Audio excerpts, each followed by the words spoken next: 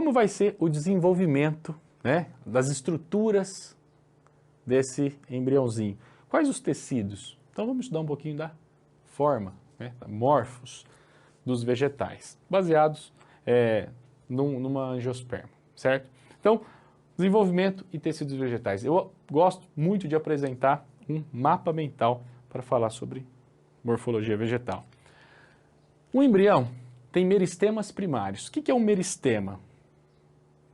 Um conjunto de células indiferenciadas. Seria um paralelo das nossas células-tronco. São células que não se diferenciaram ainda.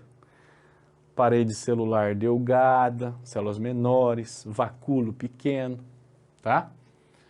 Ok. Os meristemas primários, essas células indiferenciadas que vão aparecer no embriãozinho lá, para germinar, que está dentro da semente, são 3. Protoderme, meristema fundamental, e procâmbio. E eles surgem do meristema apical, mas são meristemas primários. Meristema primário forma o quê? Tecido primário. O que a protoderme forma?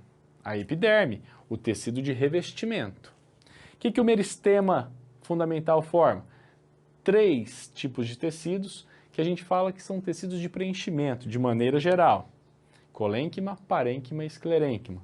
Preenchimento e sustentação. E o procâmbio vai formar o quê?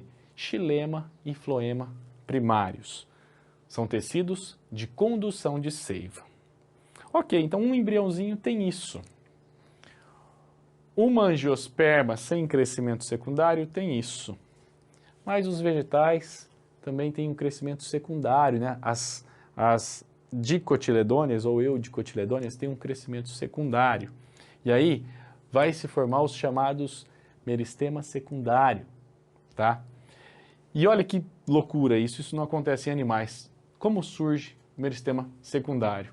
Meristemas são células indiferenciadas, certo? Só que o meristema secundário aqui, ele vai surgir, olha que loucura, de uma célula já diferenciada em parênquima. Vai ser um processo de desdiferenciação. É como se você pega alguma coisa e formata ela, reseta ela. Então essa célula aqui que já foi diferenciada uma vez, ela se desdiferencia e volta a um estágio meristemático. Vai formar 2 meristemas secundários, o felogênio e o câmbio. Esses meristemas secundários vão dar origem ao quê? A tecidos secundários. Quem são esses tecidos secundários? O felogênio vai formar para dentro o feloderme, para fora o suber. Essas 3 camadas aí formam o revestimento de eudicotiledôneas que tem crescimento secundário. Por exemplo, nos troncos de uma árvore. Uma árvore tem um caule do tipo tronco, esse tronco tem crescimento secundário, e esse crescimento secundário, esse crescimento em espessura, se dá pelo crescimento desses 2 meristemas. O felogênio, que vai formar para dentro a feloderme e para fora o suber, formando a casca da árvore junto com o floema, e o câmbio. O que o câmbio faz? O câmbio produz xilema e floema secundário. Xilema para dentro, floema para fora, certo? Lembrando, vamos discutir aí, né, algumas características desses tecidos. Então, a epiderme vai aparecer em caules sem crescimento secundário, em folhas e em raízes funcionais, né? Então, são estruturas simples, não tem clorofila, mesmo na folha a epiderme não tem clorofila, e podem apresentar aí algumas especializações, por exemplo, os tricomas, os estômatos, que vão fazer as trocas gasosas nas folhas, os pelos absorventes nas raízes, né, absorção de água e íons. Colênquima e esclerênquima são tecidos de sustentação. O colênquima, ele tem as suas arestas reforçadas por um acúmulo de celulose e garantem flexibilidade ao vegetal. O esclerênquima já são formados por células mortas, lignificadas, organizadas em esclereídeos, que são acúmulos de células do esclerênquima, ou fibras esclerenquimáticas, né, que vai formar a juta, o sisal que a gente conhece. São formados por células mortas, pessoal, isso é importante, lignificadas, tá? E o parênquima é um tecido de preenchimento. Nós temos aí especializações nos parênquimas. Parênquima clorofiliano, é aquele parênquima com clorofila que faz fotossíntese.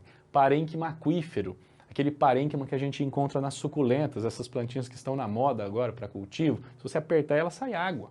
Por quê? Porque ela tem um parênquima aquífero cheio de água. Aí você olha aquele aguapé, aquela planta flutuante que a gente vê nas represas e lagos aí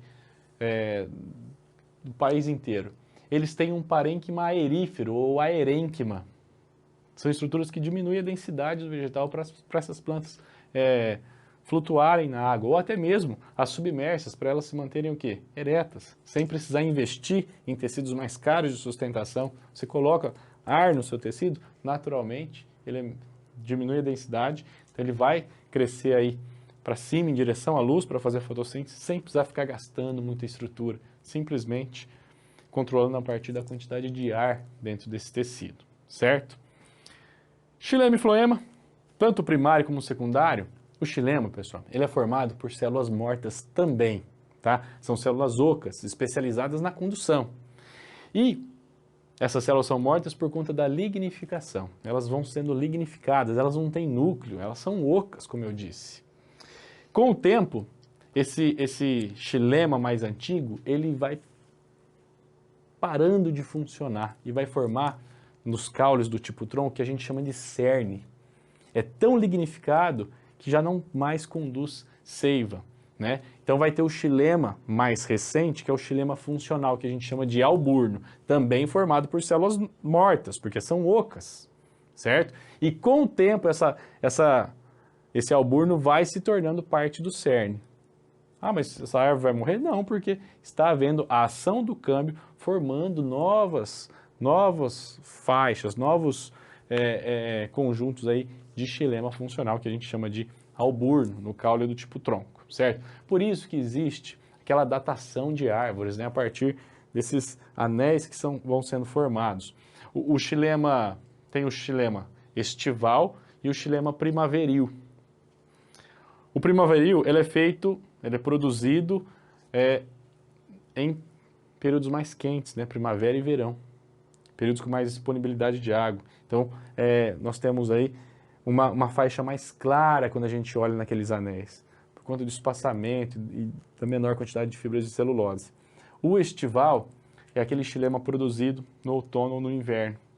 Ele vai ser mais estreito e vai ter uma quantidade maior de fibras, por isso que ele dá um aspecto mais escurecido quando a gente visualiza. Então a gente consegue, a partir dessas duas camadas, determinar que ali nós temos aí um ciclo de um ano.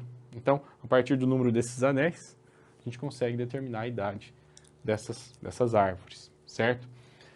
Ok, o floema, pessoal, é formado por células vivas, mesmo que essas células são ocas, porque são células de condução. Mas por que elas são vivas? Como que elas permanecem vivas se elas são ocas? O floema tem uma característica interessantíssima. Ele é formado por células ocas, mas que têm associadas as chamadas células companheiras. São células que ficam ao lado dessa célula do floema e têm núcleo, são células comuns, e fornecem para essas outras células do floema proteínas, produtos da síntese proteica, da síntese de carboidratos, que vão promover a renovação dessa célula, mesmo que essa célula não tenha núcleo e não faça essa síntese de proteínas e também não tenha organelas que vão repor carboidratos, que vão fazer sínteses quaisquer, certo? Então, as células do floema são ocas, mas permanecem vivas por possuírem as chamadas células companheiras adjacentes a ela, certo? Então, a renovação do floema não é como a do xilema. Então, grande parte de um tronco é xilema, formado por cerne e alburno. A parte do floema é mais estreita, porque não precisa haver essa deposição de camadas, pois essas células se mantêm vivas e funcionais por muito tempo. Beleza? Olhando nesse meristema secundário aqui, feloderme, células vivas, junto, feloderme, felogênio e suber, essas três camadas vai formar o que a gente chama de periderme, é um revestimento secundário, substitui a epiderme nesses crescimentos em espessura, certo? Agora, se a gente pega periderme mais floema, a gente chama isso tudo de casca. Feloderme vivo, suber também células mortas, né? Reforços, são células ocas e que foram impermeabilizadas por suberina, beleza? Então, com isso, nós temos quais células são células mortas? células do esclerênquima, células do xilema e células do suber, beleza? Que vão formar aí essa casca da árvore. Quando a casca está se soltando, é a parte morta, nós falamos que nós temos aí o ritidoma, né? A gente vai ver no cerrado aquelas plantas com casca grossa, adaptação, proteção de queimadas, e essa estrutura é uma estrutura morta, né? Protege as estruturas vivas no seu interior, certo?